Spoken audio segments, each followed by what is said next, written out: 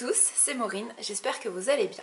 Depuis 4 ans, Piketty Bookin a mis en place le mois de la fantaisie. Il s'agit au mois de mai, du 1er au 31 mai, de lire de la fantaisie. Je vous renvoie à la vidéo de présentation de Piketty Bookin qui vous explique tout ça. Comme l'année dernière, j'ai envie de participer à ce challenge mis en place par Piketty Bookin et pour ça, j'ai eu envie de me constituer une petite pile à lire, une petite palle, ou une grosse palle même, vous allez voir. Piketty a mis en place cette année 14 petits défis et donc je me suis amusée à trouver 14 livres qui correspondent à ces 14 petits défis. Mais comme je sais pertinemment que je ne réussirai pas à lire 14 livres en un seul mois, c'est pas possible, j'ai envie de prioriser un petit peu mes lectures et pour ça, comme l'année dernière, je vais avoir besoin de votre aide. Je vais vous demander, si vous le souhaitez, de choisir 3 livres, 3 des 14 livres que vous souhaitez que je lise absolument. Pour ça, je vais mettre en place un formulaire, je vous mettrai le lien en description de la vidéo. Si jamais vous ne pouvez pas accéder et voter par ce formulaire, vous pouvez le faire en commentaire. Petite précision quand même, le but de ce challenge, c'est de lire de la fantaisie, de faire de jolies découvertes. C'est pas de lire 14 livres, de lire le maximum de livres en un seul mois.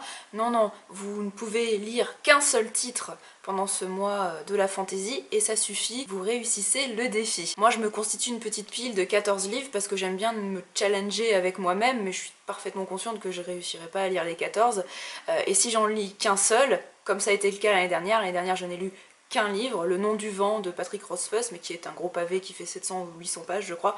Bref, j'en ai lu qu'un seul et ça m'a suffi puisque ça a été une très belle découverte et voilà, ça m'a fait voyager pendant ce mois de mai. Donc le but du jeu, c'est de lire de la fantaisie. Vous lisez comme vous pouvez, autant que vous pouvez, comme vous le voulez, ce que vous voulez. Mais voilà, les petits défis lancés par Piketty, c'est vraiment un petit plus. Et je vais vous présenter, moi, les 14 livres qui me semblent entrer plutôt bien dans ces 14 défis. Premier défi lancé par Piketty Bookin, La fureur de Smaug. Il s'agit de lire un livre avec une créature imaginaire à l'intérieur. Moi, j'ai choisi Kenny et le dragon de Tony Diterlizzi aux éditions Pocket Jeunesse. Pas vraiment besoin d'expliquer pourquoi ce livre entre dans la catégorie puisque on va avoir un des deux personnages principaux qui est un dragon, donc je pense que là, Fureur de Smaug, Smaug qui est lui-même un dragon dans le Hobbit de Tolkien, je pense que je suis pas mal dans la thématique. C'est un petit livre jeunesse qui est illustré. Deuxième défi s'appelle Dame Arwen et en fait il s'agit de lire un livre soit écrit par une autrice, soit qui met en scène une héroïne plutôt qu'un héros. J'ai trouvé un livre qui correspond aux deux, qui non seulement est écrit par une femme et qui en plus met en scène une héroïne, donc un personnage féminin. Il s'agit du premier tome de Sœur des Cygnes de Juliette Marillet aux éditions La Talente. C'est de la fantaisie médiévale irlandaise inspirée par le conte de Grimm. Troisième défi s'appelle Tolkien, le roi de la fantaisie. Là il s'agit de lire un incontournable de la fantaisie, enfin ce qui nous semble nous être un incontournable de la fantaisie. Donc évidemment ça peut être Le Seigneur des Anneaux de Tolkien, ça peut être L'Arbre du Temps de Robert Jordan, dont on entend beaucoup parler en ce moment, les livres de Brandon Sanderson qui ont énormément de succès en ce moment et qui je pense sont en train de passer du côté des incontournables de la fantaisie. Moi j'ai choisi de continuer une série que j'ai commencée il y a très longtemps et que j'aime beaucoup, mais à chaque fois je repousse la lecture de la suite, ce qui est complètement stupide, mais bon bref. C'est le 4e tome de L'Assassin Royal de Robin Hobb, 4e tome qui s'appelle Le Poison de la Vengeance. Moi j'ai l'édition France Loisirs collection Piment. Le 4e défi lancé par Piketty Bookin s'appelle La communauté de l'anneau et là il s'agit de faire une lecture commune. Alors si j'ai bien compris, Piketty Bookin va organiser une lecture commune sur le groupe Facebook qu'elle a mis en place. Encore une fois je vous invite à aller voir les vidéos présentation de Piketty Bookin pour en savoir plus. Et en fait cette lecture commune sera après un vote soit autour du livre Druide de Olivier Perru, soit autour du livre Le Sorceleur de je ne sais plus quel auteur. La série Netflix qui fait fureur en ce moment, Sorceleur, livre très connu ces derniers temps, qui peut-être peut entrer justement dans les incontournables aussi de la fantaisie. Bref, moi Druide je l'ai déjà lu, donc même si je l'ai énormément aimé, j'ai pas forcément envie de le relire en lecture commune, et Le Sorceleur, bah ça m'attire pas du tout, et en plus je ne l'ai pas dans ma pile à lire. Donc je pense pas participer à cette lecture commune, mais en revanche, Monsieur Lou m'a proposé de faire une lecture commune avec lui. Donc ce 4e défi, moi je l'interprète comme ça sera une lecture commune avec quelqu'un de proche de moi, et en l'occurrence Monsieur Lou. Et donc il a choisi 2 livres, il n'arrivait pas à départager, et moi non plus, donc je vous présente les 2 qu'il a choisis. Soit le premier tome des Légendes de la Garde de David Peterson aux éditions Gallimard bande dessinée, Alors on se fera toute la série apparemment et pas seulement le premier tome. Ok, mais ça a l'air très bien, donc pas de souci. Soit les 2 tomes, il n'y en a que 2, hein, de la série Rat Queens de Curtis J. Wiebe, Rock Upchurch et Stjepan Sejic aux éditions Urban Comics. Je suis sûre que tu as choisi exprès parce que c'était des auteurs illustrateurs imprononçables. Là c'est le tome 2 que je vous montre, mais voilà, ça serait les 2 tomes pour cette lecture commune avec Monsieur Loup. 5e défi qui s'appelle Peter Jackson, il s'agit de lire un livre qui a été adapté en série télé ou en film. Moi j'ai choisi le premier tome de Cœur d'encre de Cornelia Funke chez Gallimard Jeunesse. Premier tome qui a été adapté en film. Je crois que je l'avais vu, mais j'en ai pas beaucoup de souvenirs. Ça sera peut-être l'occasion justement de revoir le film après avoir lu ce premier tome. C'est de la fantasy plutôt très jeunesse, et j'en sais pas bien plus. Je pense que ça parle un peu d'amour de la littérature aussi, plutôt de monde parallèle à travers les livres. Enfin, j'en sais pas bien plus, mais là aussi, je crois que ça peut entrer également dans la catégorie incontournable de la fantasy. À mon avis, c'est devenu un classique de la fantasy jeunesse. 6e défi, du Hobbit au Seigneur des Anneaux. Et là, il s'agit de lire soit une saga complète de fantasy, bon peut-être pas, hein, c'est peut-être un peu ambitieux, ou en tout cas un tome d'une saga de fantasy. Moi, j'ai choisi de lire Chasse royale, 2e branche, de Jean-Philippe Jaworski. Ça fait partie de la saga Roi du Monde et c'est aux éditions Les Moutons électriques. Là c'est le 3e tome, entre guillemets, 3e livre qui est sorti dans cette série Roi du Monde. C'est plutôt de la fantaisie historique, on suit les peuples celtes, les Arvernes et les Bituriges, voilà, plutôt au centre de ce qu'était la Gaule à l'époque des Celtes. C'est assez passionnant, assez immersif, et ça fait quand même quelques années maintenant que ce tome est dans ma bibliothèque. J'en ai quelques-uns de retard, donc ça serait l'occasion d'avancer un petit peu dans cette série que j'aime beaucoup. Le 7e défi lancé par Piketty Bookin s'appelle Une balade dans le Mordor, et là il s'agit de lire un livre qui nous fait peur. Soit parce que ça fait vraiment peur, c'est plus un peu de l'horreur fantasy, soit parce que c'est un titre qui peut nous faire peur, parce que c'est un grand classique, peut-être qu'il y a une écriture un petit peu dense, peut-être parce que c'est un livre qui est très long, un gros pavé, donc voilà, qui fait peur dans un de ces sens-là. Moi j'ai choisi un livre qui me fait peur plutôt pour son genre et parce qu'il s'agit d'un classique de la littérature, donc j'ai peur aussi que ce soit un petit peu dense, peut-être un petit peu vieilli. Bon, a priori c'est très très bien, hein, mais voilà, c'est des petites peurs qu'on a, des petites appréhensions, parfois pas du tout justifiées, mais bon, en tout cas, pour moi, ce livre me fait un petit peu peur. Il s'agit du premier tome de la Ballade de Pern de Anne McCaffrey, premier tome qui s'appelle Le vol du dragon, aux éditions Pocket.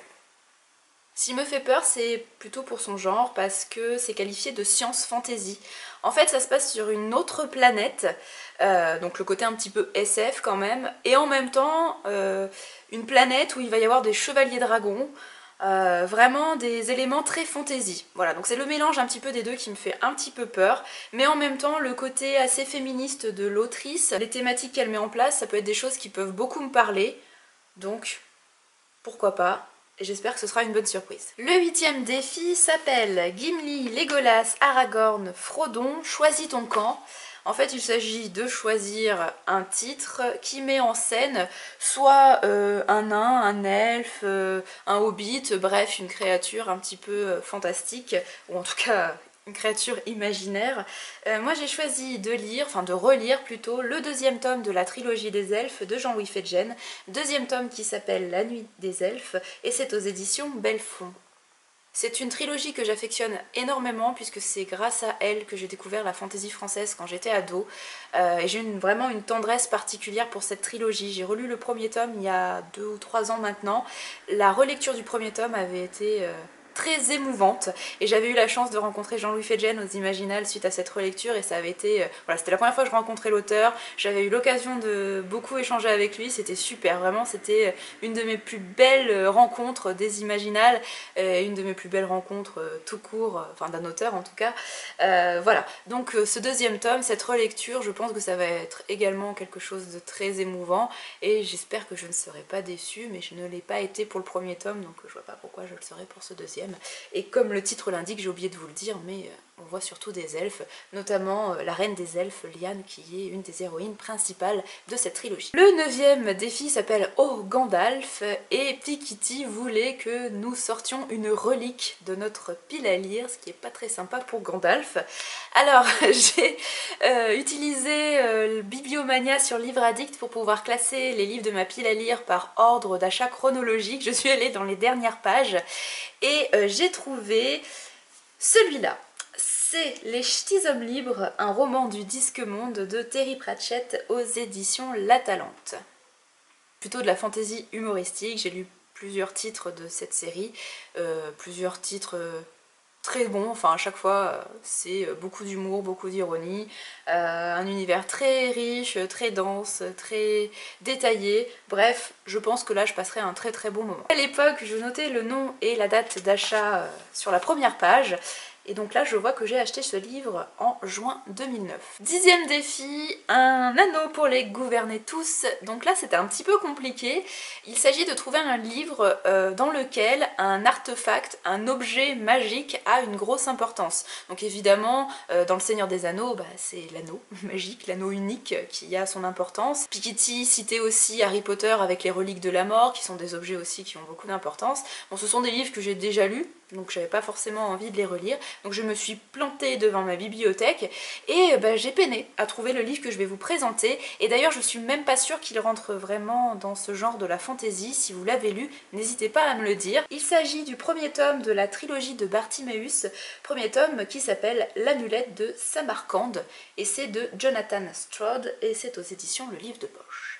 Si je dis que je suis pas sûre que ce soit de la fantaisie, c'est parce que la 4e de couverture nous dit que ça se passe à Londres au 21e siècle, mais on dit quand même que la ville est envahie de magiciens, il y a des génies, des djinns, etc.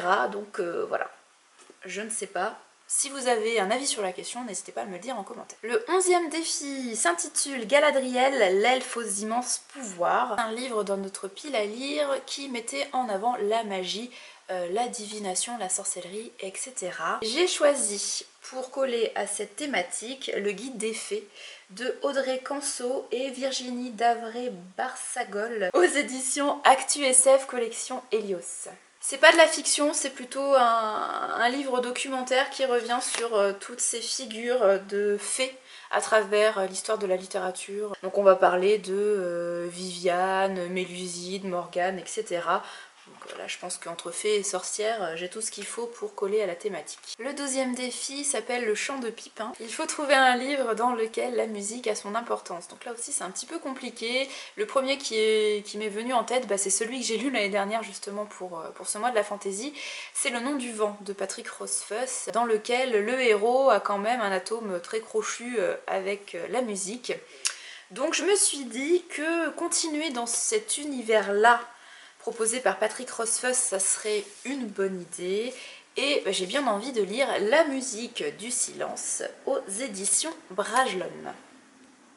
Les deux défis suivants sont des bonus. Le premier est une relecture. J'ai choisi de relire le premier tome de Quand les dieux buvaient, premier tome qui s'appelle Blanche-Neige et les lance-missiles de Catherine Dufour aux éditions du Livre de Poche. Comme Terry Pratchett, c'est de la fantaisie humoristique, mais c'est de la fantaisie humoristique française et c'est écrit par une autrice. C'est un joyeux mélange, un joyeux bordel entre la légende arthurienne et les contes de fées. Voilà, ça déménage, c'est hyper rythmé. J'avais bien aimé lors de ma première lecture, mais je pense que j'avais pas saisi toutes les références, puisque je l'ai lu quand j'étais ado. Là maintenant, avec un peu plus de bouteilles, c'est possible que ça me fasse encore plus rire. En tout cas, je l'espère. Et donc, le dernier défi, qui correspond à la deuxième catégorie bonus, s'appelle Fantaisie en images, et là, il faut lire une histoire mise en image, donc plutôt un titre graphique de fantasy. J'ai choisi de sortir Noces d'écailles, écrit par Anselme Moschkorn et illustré par Loïc Canavaggia aux éditions du Chat Noir. C'est un petit roman illustré, une petite novella illustrée qui met en avant un dragon. Comme vous pouvez le constater, à chaque fois, ou presque, les titres peuvent rentrer dans plusieurs catégories. Piketty le précisait dans sa vidéo de présentation, vous pouvez lire un livre qui vous fera remplir entre guillemets plusieurs défis. Pour enrichir un petit peu ce mois de la fantaisie, je vous propose, si vous le souhaitez, à la fin du formulaire de contact ou en commentaire, de me proposer des films ou des séries télé donc dans le genre de la fantaisie, qu'il faudrait absolument que nous découvrions ou redécouvrions pendant ce mois de mai, du 1er au 31 mai. Je vous laisse jusqu'au dimanche 3 mai pour faire vos 3 choix, les 3 livres que vous souhaitez que je lise absolument. Et puis si vous avez également envie de nous donner des idées de visionnage de films et de séries fantasy, allez-y, faites-vous plaisir. Encore une fois, vous pouvez remplir le formulaire Google, mais si jamais vous ne pouvez pas pour X raisons le faire, vous pouvez répondre à tout ça en commentaire, je prendrai ça en compte également. Je vous laisse jusqu'à dimanche minuit pour faire vos choix et j'annoncerai lundi 4 les 3 livres qui ressortent de tout ça. Je l'annoncerai sur les réseaux sociaux, Instagram, Twitter, Facebook et également dans l'onglet communauté de YouTube, comme ça vous serez au courant. Et j'aurai donc jusqu'à la fin du mois de mai, jusqu'au 31 mai, pour lire absolument les 3 livres que vous aurez choisis. J'espère que vous serez nombreux à voter, en tout cas moi j'aime beaucoup vous faire participer et il me semble, en tout cas les dernières années c'était le cas, que vous aimiez également beaucoup ça. D'ailleurs si c'est quelque chose qui vous plaît, j'essaierai de multiplier un petit peu les occasions au cours de l'année. J'espère que ça vous plaira, j'espère que vous trouverez également des idées de lecture dans cette vidéo. En tout cas faites-vous plaisir, évadez-vous grâce aux littératures de l'imaginaire au mois de mai. Prenez soin de vous encore une fois, faites attention et bonne lecture. Merci.